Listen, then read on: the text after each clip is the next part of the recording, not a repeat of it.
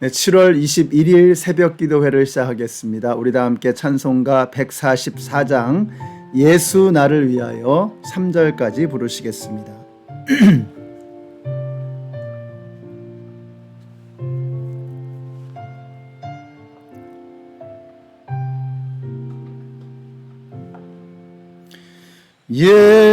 예수 나를 위하여 십자가를 질 때 세상 죄를 지시고 고초당하셨네. 예수님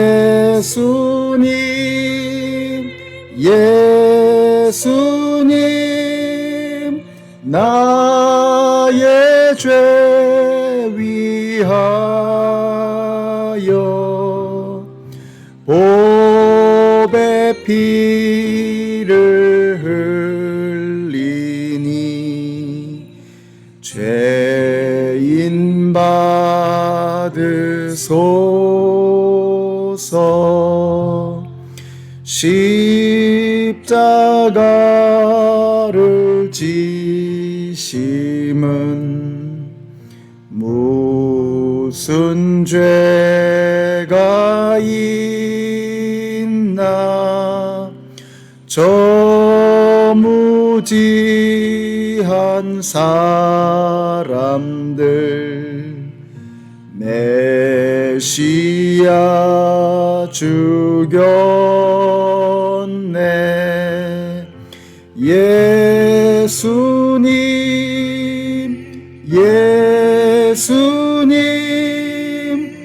나의 죄 위하여 보배 피를 흘리니 죄인 받으소서. 비와 같이 붉은 죄 없는 이가 없네. 십자가의 공로로 눈과 같이 되네.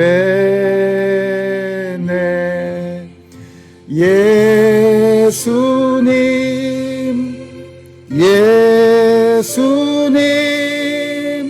나의 죄 위하여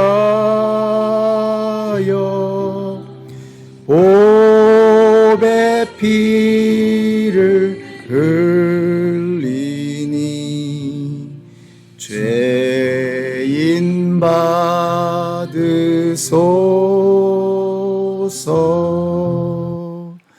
아멘. 오늘 우리에게 주시는 하나님의 말씀은 민수기 16장의 말씀입니다.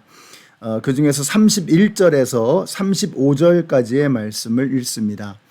그가 이 모든 말을 마치자마자 그들이 딛고 선 땅바닥이 갈라지고 땅이 그 입을 벌려 그들과 그들의 집안과 고라를 따르던 모든 사람과 그들의 모든 소유를 삼켜버렸다.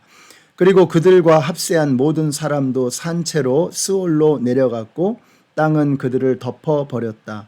그들은 이렇게 회중 가운데서 사라졌다.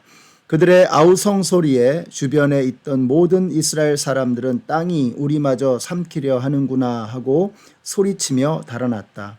주님께로부터 불이 나와 향을 바치던 250명을 살라버렸다. 아멘. 자, 15장까지 우리는 이 가데스 바네아에서 있었던 이 12정탐꾼의 사건을 보았습니다. 여호수아와 갈렙 두 명의 이 정탐꾼과는 다르게 나머지 10명의 정탐꾼들도 보기는 정하게 봤지만 그러나 그들은 자신들이 눈으로 본 것을 믿음으로 해석하지 않았고 세상적인 계산으로 결론을 내리고 말았습니다. 그리고 믿음이 없었던 백성들은 그 10명의 정탐꾼들이 내었던 견해를 따라갔고 결과는 38년을 더 광야에서 헤매는 그런 참 처참한 상황으로 이어지게 되고 말았습니다. 이제 오늘 본문은 그 38년의 광야 생활의 끝자락에 있었던 사건을 보여주고 있습니다. 바로 고라 일당의 반역 사건이죠. 고라는 레위의 증손이었고 고핫의 손자였습니다. 다시 말하면 굉장히 뼈대 있는 유명한 집안의 출신이라는 거죠. 자, 여기에다가 다단과 아비람과 루벤의 손자인 온까지도 고라와 합세를 했다라고 했습니다. 자, 그러니까 상당히 유력한 집안의 자제들이 힘을 모아서 모세를 향해 대적을 하고 있는 것이죠. 그래서 16장 2절에 보시면 이렇게 말씀해요. 그들이 모세를 거역하여 일어서니 이스라엘 자손 가운데서 250명의 남자들이 합세하였는데 그들은 회중의 대표들로 총회에서 뽑힌 이들이었으며 잘 알려진 사람들이었다라고 말씀하고 있습니다. 그러니까 이스라엘의 유력한 지도자급 인사들 250명이 힘을 모은 것입니다. 그리고는 모세와 아론을 대적하는 거죠. 이유는 바로 3절에 있습니다. 3절에 이렇게 말씀해요. 그들이 모세와 아론에게 대항하여 모여서 항의하였다. 당신들은 분에 넘치는 일을 하고 있어. 온 회중 각자가 다 거룩하고 그들 가운데 주님께서 계시는데 어찌하여 당신들은 주님의 회중 위에 군림하려 하오. 자, 무슨 말이냐? 왜 너희들만 그렇게 권세를 가지고 있느냐 하는 것입니다. 하나님의 백성이라면 다 거룩하지 않느냐? 그들 가운데도 하나님께서 함께 하시는 것이 아니냐? 왜 너희들만 하나님을 독점하려고 하느냐? 왜 너희들만 권세를 독점하려고 하느냐? 이렇게 그들을 공격하는 것입니다. 자, 지금까지 모세가 받아왔던 어떠한 것보다도 정치적으로 큰 위기, 큰 공격을 받고 있는 것입니다. 이스라엘의 유력 인사들 250명이 힘을 합친 거예요. 그러니까 이게 250명만이 아니죠. 그 250명과 함께하는 그 집안 사람들, 같은 세력들이 지금 단체로 모세를 향해서 반항을, 저항을 하고 있는 것입니다. 자, 이때 모세가 어떻게 하느냐. 4절을 한번 보세요. 모세가 이 말을 듣고 땅에 엎드려 기도하였다라고 말씀하고 있어요. 모세가 이 말을 듣고 땅에 엎드려 기도하였다. 자, 지금 저들이 앞에서 모세를 공격하고 있습니다. 얼굴이 울그락불그락해서 모세를 죽일 듯이 달려드는 거예요. 자, 그때 모세가 어떻게 했느냐? 그는 그냥 땅에 엎드려서 하나님께 기도했다라는 것입니다. 영어 성경에 보면 이게 훨씬 더 선명한데요. When Moses heard this, he fell face down. 이렇게 말씀하고 있어요. 그러니까 그들이 모세를 공격하는 이 소리를 듣자마자 모세가 어떻게 했느냐? 그냥 털퍼덕 주저앉아서 face down, 얼굴을 땅바닥으로 하고 하나님 앞에 엎드렸다는 거예요. 반역자들이 공격할 때 모세는 반역자들과 맞서 싸우는 것이 아니라 하나님 앞에 무릎 꿇고 하나님 앞에 엎드렸다라고 하는 것입니다. 여러분, 저는 여러분이 어려운 일, 위기를 만났을 때에 그 상황에 무릎 꿇는 비굴한 사람 되지 마시고 하나님 앞에 무릎 꿇는 겸손하고 또 영적인 그런 사람들이 되시기를 바랍니다. 우리도 살다 보면 이런 위기의 상황을 만날 때가 있죠.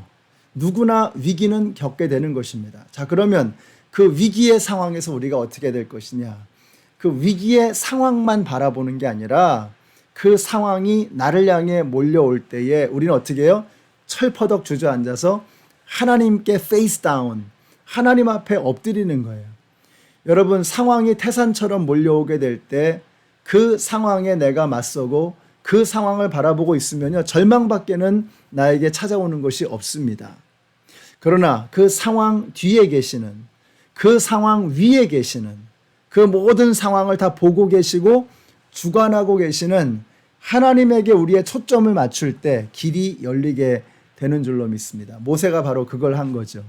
사람들이 대적하고 몰려오는데 그들과 맞서 싸우는 것이 아니라 하나님 앞에 엎드리는 것입니다. 저는 우리 성도님들이 이런 의연하고 정말 믿음이 있는 담대한 사람들이 되시기를 바라요. 상황을 보면 두렵습니다. 상황을 보면 떨리는 거죠. 상황을 보면 비굴해지는 것입니다. 비겁해지는 것입니다. 그러나 그런 상황이 몰려올 때에 그 모든 것들을 주관하시는 하나님을 바라보면 죽음이 두렵지 않은 거죠. 그 상황 자체가 나에게는 아무런 영향이 없는 거예요. 그것을 이겨낼 수 있는 길이 보이게 되는 것입니다. 우리 성도님들이 그런 사람들이 되시기를 바라요. 아마 어쩌면 여러분 오늘 그런 상황을 이미 만나고 계시는 줄도 모르겠습니다. 여러분이 만약에 이런 앞뒤를 어떻게 피할 길이 없는, 어디로 옴싹달싹 할 수 없는 그런 위기의 상황을 만나게 되었다라면, 사랑하는 성도 여러분, 오늘 우리가 무릎 꿇고 하나님 앞에 엎드리십시다. 하나님께서 우리에게 길을 열어주실 줄로 확신합니다. 자, 그래서 어떻게 되느냐? 자, 이렇게 말씀하시는 거예요. 내일 아침 주님께서 누가 하나님께 속한 사람이고 누가 진짜인지를 감별해 주실 것이다 라고 이제 모세가 사람들에게 이야기를 하는 거예요. 그래서 향로를 들고 250명뿐만 아니라 그와 동조하는 모든 사람들이 이제 모여들게 된 거죠. 그리고 하나님께서는 그들을 땅 속으로 그냥 쳐넣어 버리시는 거예요. 그리고 불이 올라와서 그들을 삼켜버리는 것입니다. 하나님께서 이렇게 무시무시한 벌을 내리신 거예요. 자, 그 벌을 내리신 이유가 뭐냐?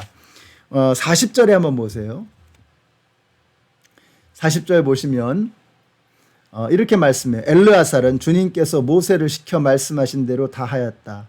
그가 이렇게 한 것은 아론 자손이 아닌 다른 사람들은 어느 누구도 절대로 주 앞에 가까이 가서 분향할 수 없다는 것과 누구든지 그렇게 하였다가는 고라와 그와 합세하였던 사람들처럼 된다는 것을 이스라엘 자손에게 상기시키려고 한 것이다. 이렇게 말씀하고 계세요. 하나님께서 참 드라마틱한 방법으로 이 모든 상황을 정리해 주시는 것입니다.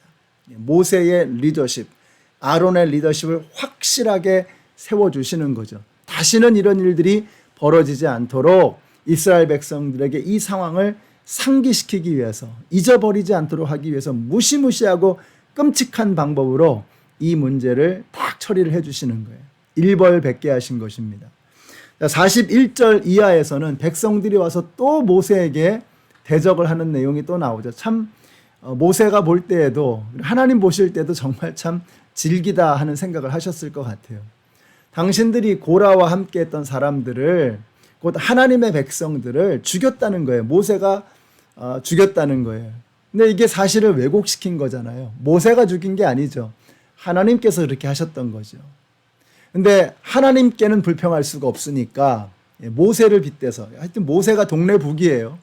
그래서 모세와 아론에게 분풀이를 하는 것입니다. 그래서 하나님께서 연병을 퍼뜨리셔서 사람들을 죽게 하시는데 이 아론이 또 중재를 하는 거예요. 그래서 죽음과 질병을 멈추게 됩니다. 그때 죽은 사람이 14,700명이라고 성경은 말씀하고 있습니다. 이스라엘 백성들도 한편으로 이해는 됩니다. 애굽에서 나온 지 이제 40년이 다 돼가는데 가나안 문턱에서 그냥 뺑글뺑글 돌고 있는 거예요. 그러나 생각해 보면 이 모든 것들의 이유는 자신들의 불신앙이었거든요. 12명의 정탐꾼을 보냈는데 그 정탐꾼 중에 10명이 했던, 믿음 없이 했던 보고를 덜커덕 믿고서 애굽으로 돌아가자고 했던 것이 바로 그들이었습니다. 하나님께서 그들에게 벌을 내리셔서 38년 동안 그 가나안 문턱에서 뺑글뺑글 돌았던 것입니다. 만약에 그들이 믿음으로 여호수아와 갈렙의 보고를 받아들였다면 그들은 이미 가나안 땅에 들어가서 젖과 꿀이 흐르는 그 약속의 땅에서 엄청난 축복을 누리며 살고 있었을 것입니다. 근데 자기가 잘못하고서 결국 원망은 하나님을 하는 거예요. 하나님께 원망하는 거예요. 하나님께 대놓고 원망 못하니까 모세와 아론에게 대적을 하는 그러한 이스라엘 백성들의 모습을 보여주고 있습니다. 이것이 바로 우리들의 모습은 아닐까 하는 생각을 해보게 됩니다. 오늘 기도하실 때 이렇게 살아온 우리들의 모습을 돌아보시고 내가 어떻게 살아왔는가 하는 것을 다시 한번 돌아보시고 저와 여러분 우리의 각자의 불신앙을 먼저 회개하십시다. 우리가 이렇게 힘들고 어려운 불필요한 이런 어려운 과정들을 지나온 것이 있다면 그것은 사실은 하나님의 무능이나 하나님의 무지나 하나님께서 능력 없으심이 아니라 바로 우리의 불신앙이 아닐까 하는 것을 생각해 보아야 합니다. 그래서 우리의 불신앙을 돌아보시고 우리가 회개해야 됩니다.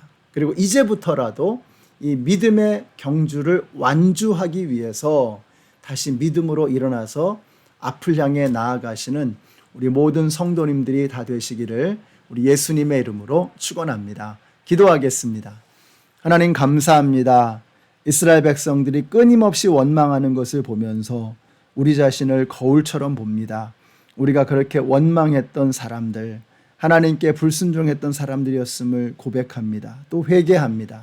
이제부터라도 새로운 결심으로, 새로운 믿음으로 다시 일어나 앞을 향해 나아가는 저희들 되게 하여 주시옵소서. 예수님의 이름으로 기도드렸습니다. 아멘. 네, 성도 여러분, 오늘은 우리 각자의 믿음을 돌아보고 우리가 원망과 불평으로 하나님 앞에 나왔던 사람들은 아닌가 하는 것을 생각하고 회개하며 앞을 향해서 믿음으로 나아가시는 전진하시는 우리 모든 성도님들이 되시기를 축복합니다.